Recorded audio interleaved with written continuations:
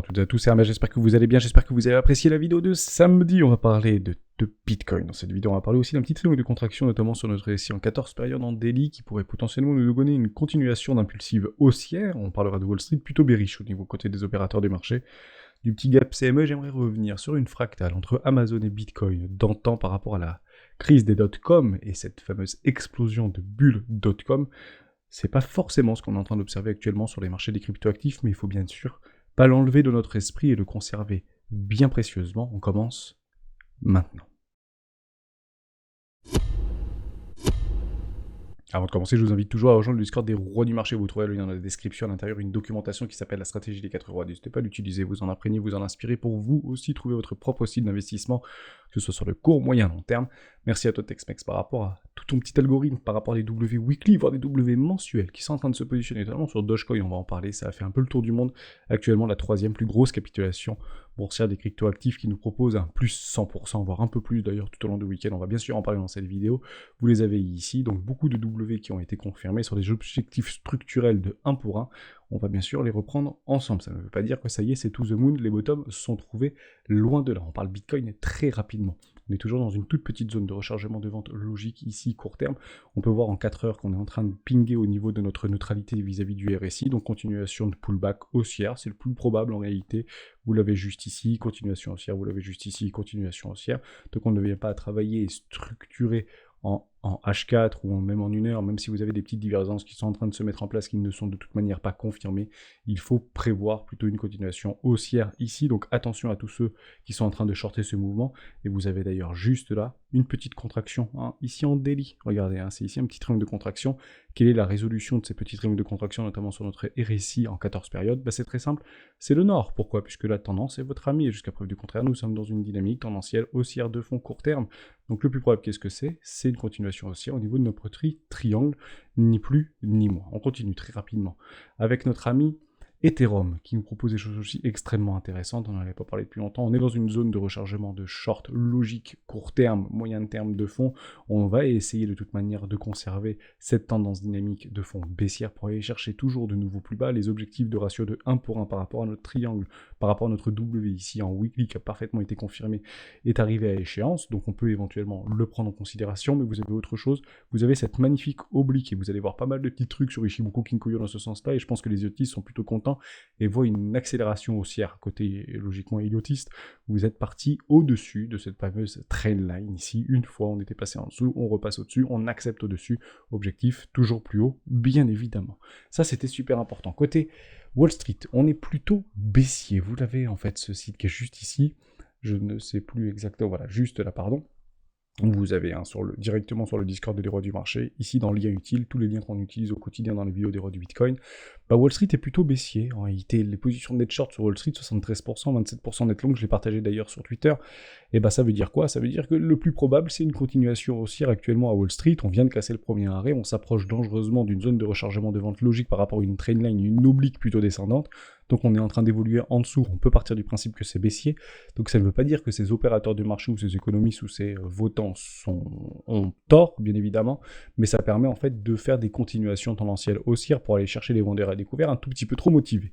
Donc ça on le voit très très bien, notamment sur les indices, on le voit très très bien sur le CAC 40, on le voit très très bien sur le Forex également, avec les paires USD, JPY ou euro-dollar, etc. Vous les avez dans ce sens-là, mais le plus intéressant c'est de voir au niveau de Wall Street que les gens sont plutôt baissiers. En tout cas, on évolue dans une dynamique psychologique plutôt baissière actuellement. On parle de Dogecoin très rapidement, parce qu'il nous a proposé un magnifique W weekly, et d'ailleurs aujourd'hui on est le 31, donc demain c'est la fin du mois, et il pourrait même nous proposer un W en mensuel côté en réalité Dogecoin.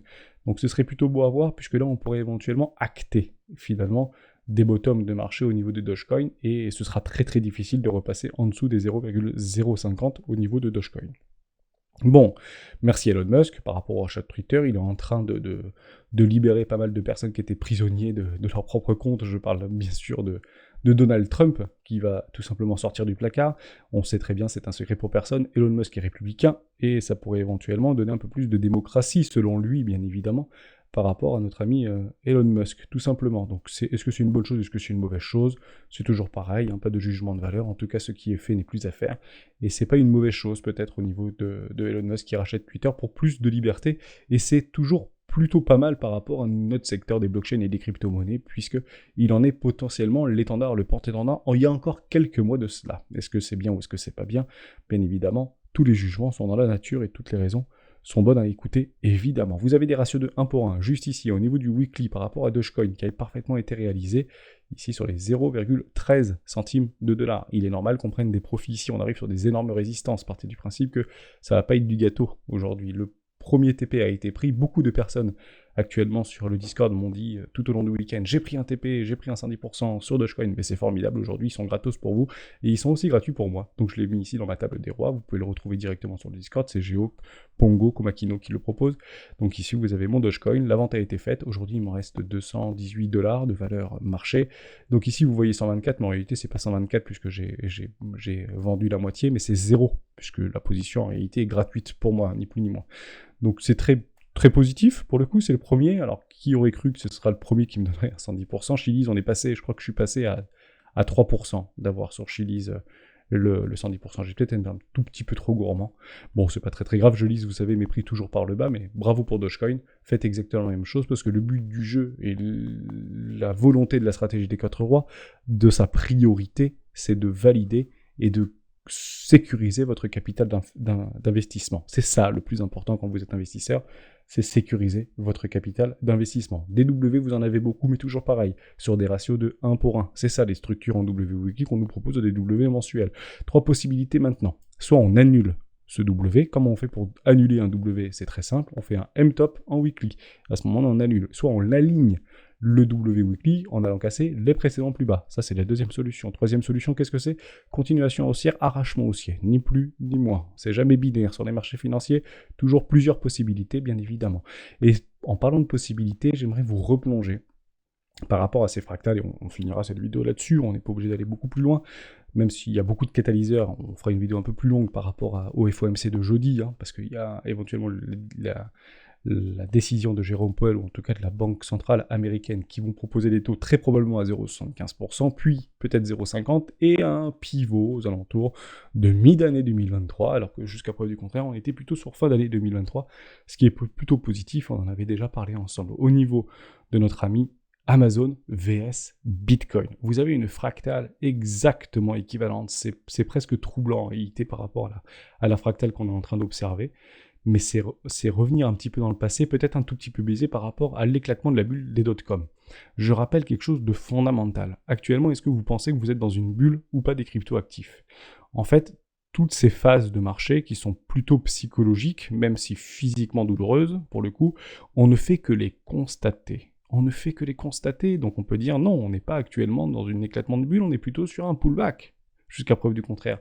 Au même titre que lorsque Amazon et toutes nos dot-com préférés avaient pris alors j'étais très petit à ce moment-là, mais avaient pris moins 75%, beaucoup en réalité ont acheté le pullback juste ici, pour pouvoir potentiellement repousser ce prix, structurer un magnifique W weekly, voire mensuel, pour pouvoir repartir sur un pullback. Le marché en a décidé autrement.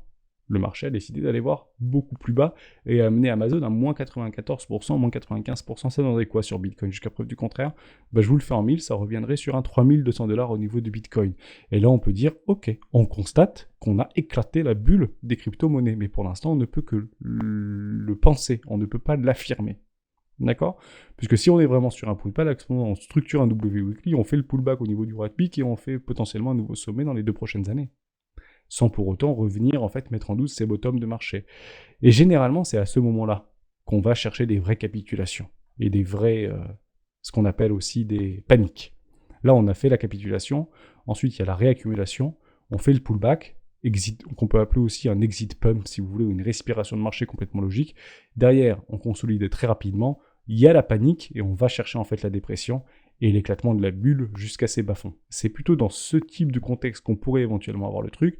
Ça veut dire que si on commence à avoir des magnifiques structures, ce ne sera pas to the moon bullish les bras en l'air. Et c'est comme ça qu'on arrive en fait à retourner réellement un marché vers le bas, vers le désespoir. C'est lorsque le monde dira « nous avons des bottoms de marché sur Bitcoin et sur les cryptoactifs ». Le jour où c'est un consensus, que la majorité valide des bottoms de marché définitifs par rapport à ce cycle vis-à-vis de Bitcoin, que ce sera le plus dangereux en réalité. Actuellement, c'est pas le plus dangereux. On est sur un bas de range, on va chercher potentiellement le haut de range, on attend des résolutions. Mais c'est pas dangereux. Ce sera ici que ce sera dangereux. Lorsque la majorité aurait potentiellement, sauf si elle est du mauvais côté et qu'elle est vraiment très baissière et elle pense qu'on ira à 3000 $. Là, pour le coup, on n'y est pas encore. Mais je pense que les mentalités vont changer à partir d'ici, tout simplement. Et donc, il y a deux possibilités. Soit, en fait, on fait ce fameux petit pullback, mais qui est généralement très furtif. Donc, derrière, on réintègre très fort, on vient chercher de la liquidité. Et il y en a beaucoup plus haut de la liquidité au niveau des 50 000 $. Donc, on peut aller extrêmement loin et faire ce que Bitcoin sait faire le plus dans sa volatilité la plus extrême, d'aller chercher des poches de liquidité pour après retourner les marchés et pour nous exploser la tronche à levier, bien évidemment. Donc, soyez très vigilants par rapport à ça et prenez vos profits lorsqu'ils se présentent, puisque le narratif, on le connaît. Amazon, on n'en était pas sûr. Ça doutait beaucoup ici, mais enfin, Amazon est parti to the moon, si vous voulez. Aujourd'hui, ceux qui en avaient acheté ici, si vous en avez acheté ici, ou si vous en avez acheté ici, qu'est-ce qu'on s'en fout, en fait? Acheter de l'Amazon ici, on peut le reprendre ensemble, mais ça donne quoi, en fait, derrière?